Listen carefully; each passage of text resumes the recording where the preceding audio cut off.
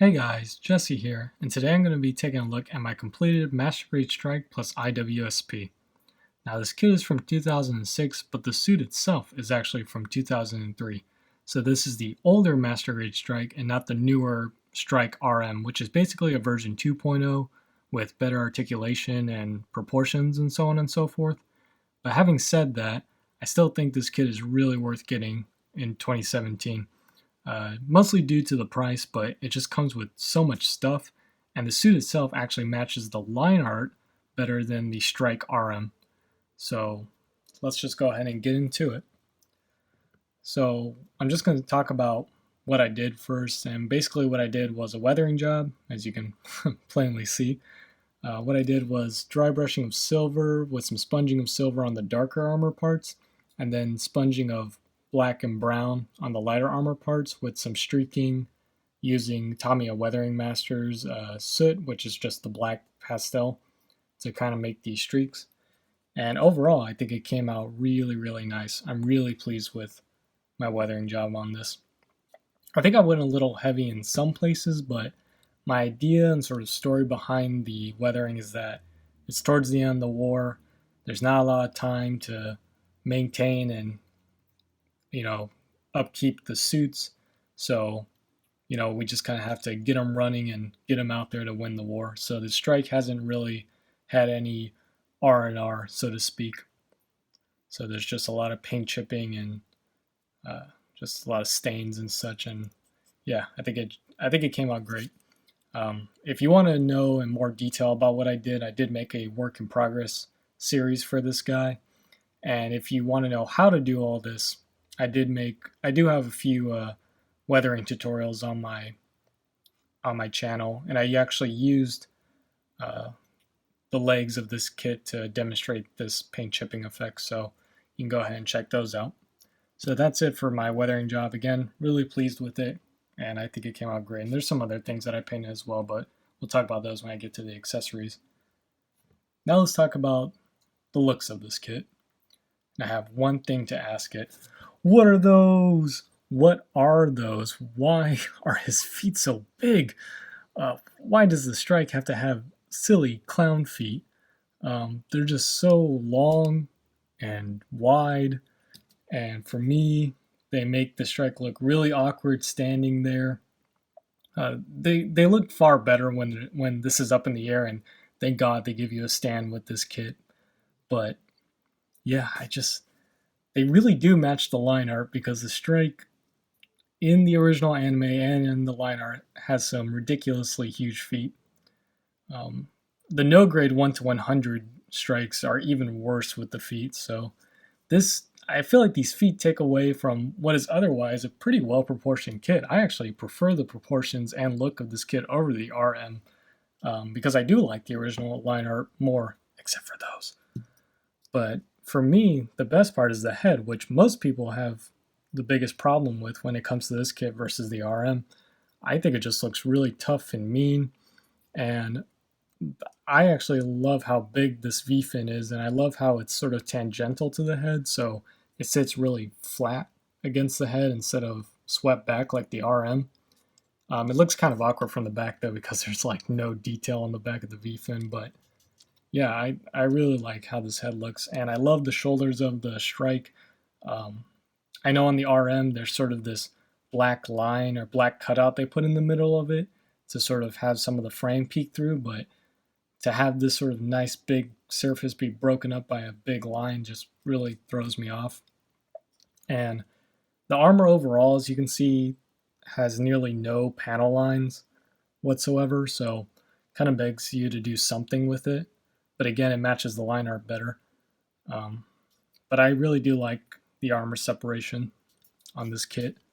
In terms of color apps missing, you are missing gray in that little vent. It doesn't look like a vent at all, but you are missing gray in there. I left it white because I actually like it white over gray.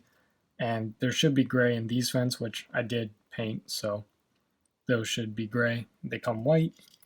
And on the back here, these thrusters, there should be red and gray in there. And on the Strike RM, they're sort of like, you kind of insert red, then you insert gray into a blue piece, so all the colors are made there. Same thing with these thrusters in here. They should be gray, but as you can see, you have to paint it yourself. I didn't bother painting this because this kit kind of comes with an enormous backpack that's going to cover all of this up, so I didn't feel the need to paint all that in. The feet also don't look very nice from behind. I mean, what is this? It looks so bad. The strike feet design just bothers me. Anyways, um, I guess while we're talking about the looks, we'll talk about the decals because I love the decals on this kit, especially the dry transfers. The sticker decals, they're okay, and they're not cut correctly. You really have to trim the decals on this kit when it comes to the stickers because they will not fit on this kit. There's just too much negative space in them. But this decal in particular, this dry transfer, is like one of my most favorite dry transfers I've ever seen. And you get 3 of them, one on the leg, one on here, and you're supposed to put one back here, but I felt like that was a little too much. Two is enough for me. But this is a dry transfer, and you just got really nice dry transfers all over that really bring that's another dry transfer there that kind of bring the looks together. So, talking a bit about the build, it just flew together. This master grade is very, very simple. The inner frame, again, just like the GM I reviewed recently, has a lot of detail as opposed to the outside, which doesn't have too much detail. But it was very easy to put together. It's a master grade that goes together very well. There are actually screws in this kit. There's 2. There's one in each shoulder. Nothing wrong with screws. It's just kind of curious as to why they even used them because I don't think it really needed them. So you could probably omit those screws if you want. But yeah, for an older master grade, the construction, it was just fine. The plastic is, I think this is around the time when Bandai started to use their newer plastic because it didn't feel sort of like the MG GOG I built a while back. And one problem I did have with the build on this guy is they do this sometimes, and I actually had this problem with my MG Exia. The peg for the arm here in the shoulder, if I can get this shoulder armor out of the way, the peg that plugs into this polycap at the top of the arm is far too long, so the arms actually sit way too far away from the torso. So what I did is I just trimmed that peg, and now this arm sits right up against the shoulder, which really helps the looks of this guy, actually helps the proportions a bit. I actually have the manual here, so I'll show you what I'm talking about. This peg here on the torso is too long, and if you can see that line on that peg, that's where I cut it, and so they kind of give you a pretty good guide, even if it's not intentional, to fix that problem. So if you get this kit, just cut it right at that line on both sides, and the kit will look far better. And it'll articulate a bit better because it actually frees up the space between the arm and this gray part. So I guess now that I've mentioned articulation, I'll talk a little bit about it. Everything on the upper torso here, everything moves fine. It's actually pretty much comparable to a modern day master grade. I really like the range of the head because there's like the head's on a ball joint, but the bottom is on a swivel, so you can get this guy looking like right into his chest, which is a really nice, mean look. So the head has a really nice amount of movement. When we put on the IWSP, that's going to get limited quite a bit, but it's still pretty good. Where it kind of shows its age is down here in the legs. These legs are just on ball joints, so they can't go out very far. But the knees are fine, and you actually have some armor separation going on, which is... I don't remember by 2006 if we had that, if it was common, but it's nice to have it anyways. And the knees here, or the feet here, articulate very well. So just in the hips is where you're going to find some age and some problems when posing this guy. But since you'll probably have him mostly in the air, especially with that huge backpack, I don't think it's really a problem. Oh, and as for some painting I did to fix some things, the eyes here, I painted the eyes here with some Gundam marker with some black and gold. And I painted the camera there blue. It's going to be kind of hard to see.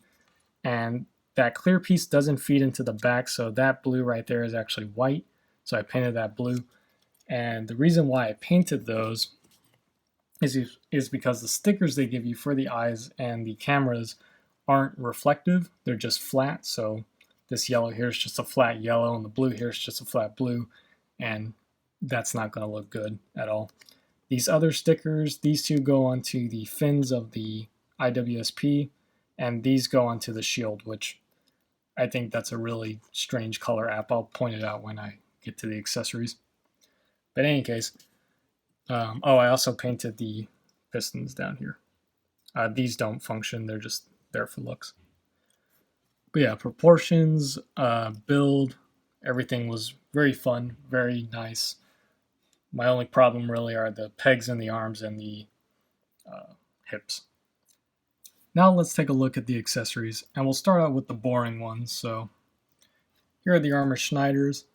As you can see, I didn't paint these or weather these or anything, and that's because I just have to wonder who out there primarily displays their Strike Gundam with the Armour Schneiders. Like, I'm sure there's someone out there, but to me, these are just puny little useless butter knives.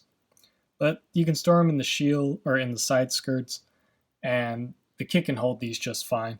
Now, there's no pegs in the hands, so you're just relying on a tight grip and friction, but even with these small handles, the kit holds them just fine. Next, we have the shield. As you can see, I did nothing to this shield as well, and that's because we have a much cooler shield to display with this kit. But as you can see, it has really nice detail, nice amount of panel lines. It has this handle that can move into 3 different spots, and you can also lay it flat. But as you can see, I'm missing the connector piece here, and that's because they only give you enough pieces to make one connector piece, and they expect you to share it between the 2 shields. And if for whatever reason you want to periodically change between the 2 shields, it is very easy to unplug and change, as it's just a poly cap and a peg. So again, nice shield. It comes with some really nice decals, which I'm saving, but if you want to display this instead of the cooler, awesomer shield, why? Next we have the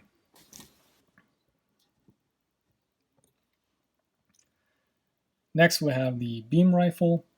Very nice beam rifle. I mentioned in my unboxing that I thought I'd hate the proportions of this thing because I thought it looked kind of stout in all directions, but now that I've built it, it's actually not bad at all. It looks perfectly fine. This is just 2 pieces sandwiched around this piece with a camera piece put on here and a barrel put on here. So you're going to have a seam line going all the way around, but just with a little bit of thin cement and sandpaper, you can clean it right up. The camera here is actually clear, but I repainted it clear blue, and the bar in the center there is meant to be gray, but I kind of like it clear blue, so I kept it like that. The kit can hold it just fine, but it can be knocked off kilter really easily because of the lack of a peg. But anyways, very nice beam rifle. I actually really like the design of the Strike beam rifle. Next we have 2 anti-ship swords. These actually go on the I.W.S.P, but because they're weapons, I thought I included in this part. These blades actually come white, so I repainted them silver. But I like the design of these swords quite a lot, and I like the kind of colors that they picked for the swords. And the kit can hold these just fine.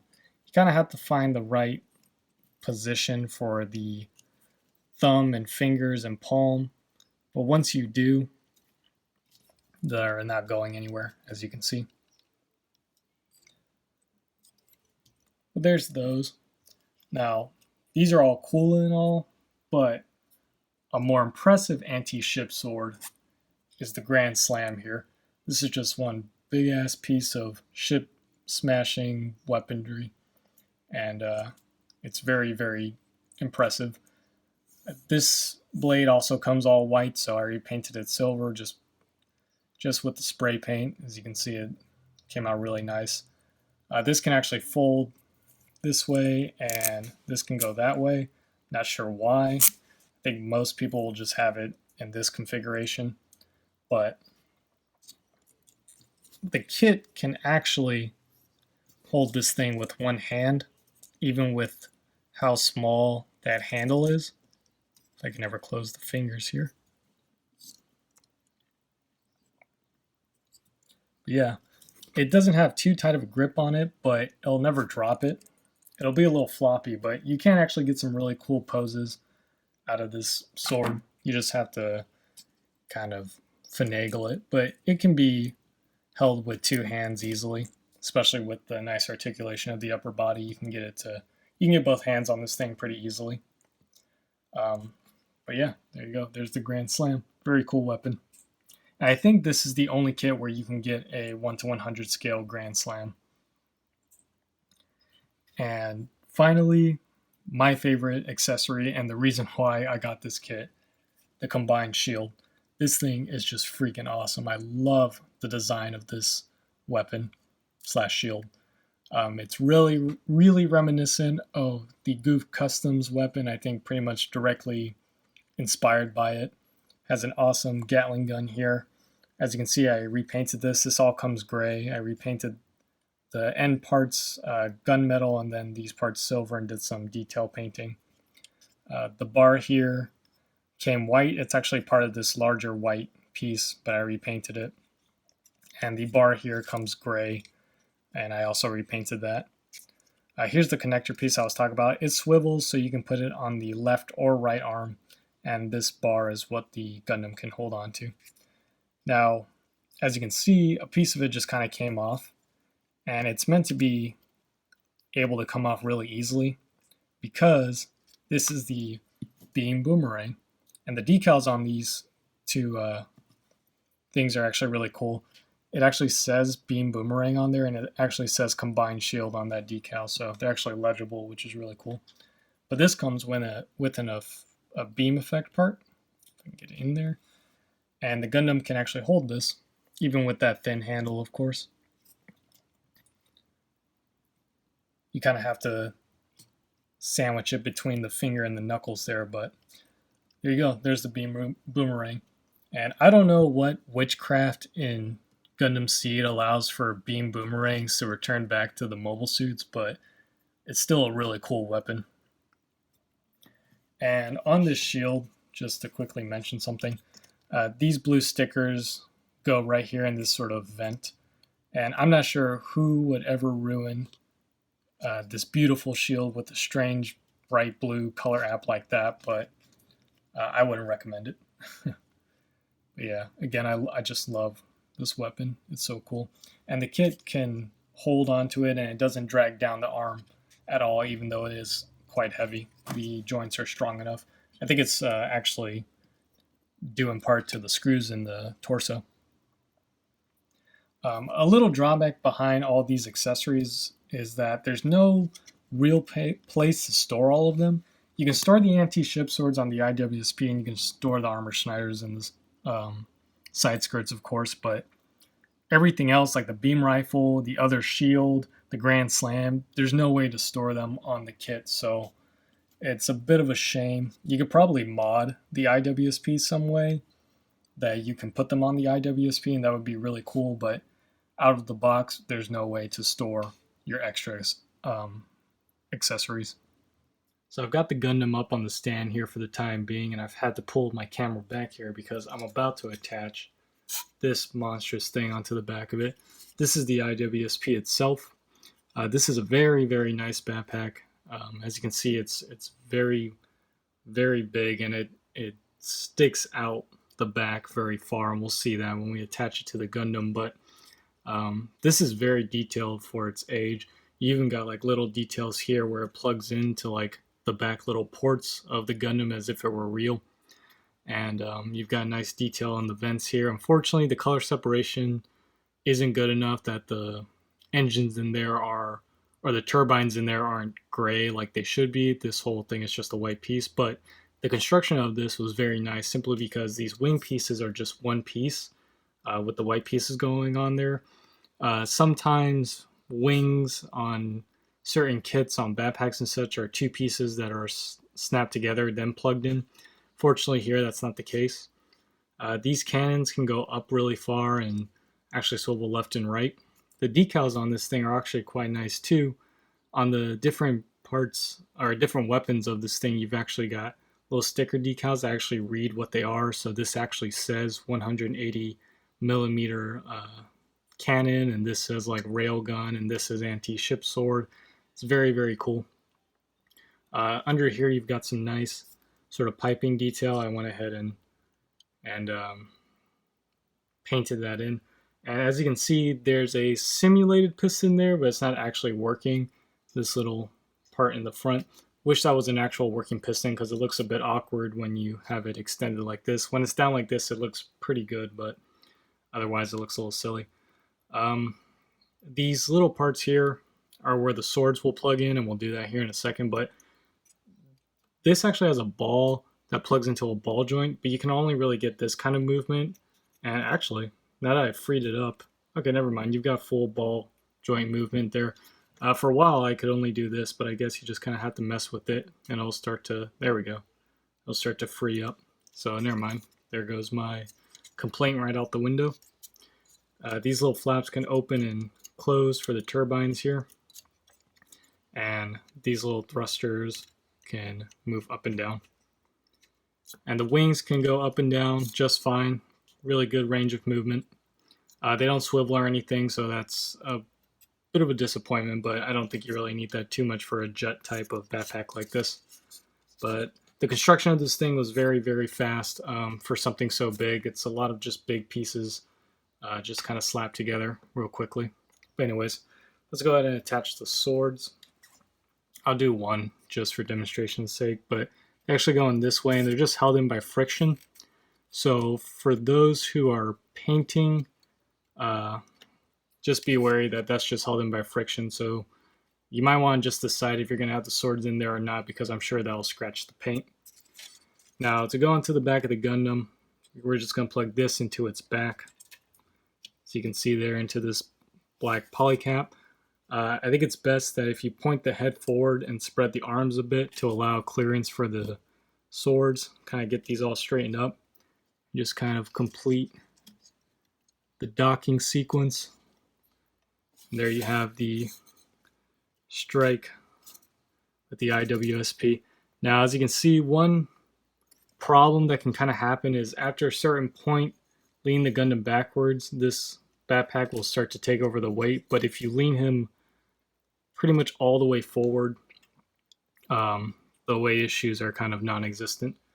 But I'm going to have to pick up the camera here to show you this, but there you go. Yeah, this is a pretty impressive backpack. As you can see, it sticks out pretty far back from the Gundam. Now, unfortunately, since the connection's in his ass and not in the backpack or the torso, that doesn't help the weight issues here whenever he starts to get pulled back by the backpack. But aside from that little issue, this is a pretty cool and amazing backpack, if I do say so myself. The head is now pretty limited in terms of articulation, but it's not terrible. But the arms have full range of motion. These railguns don't really get in the way. You can certainly move them out of the way, but be wary of the V-fin when messing with these, because you can snap this off.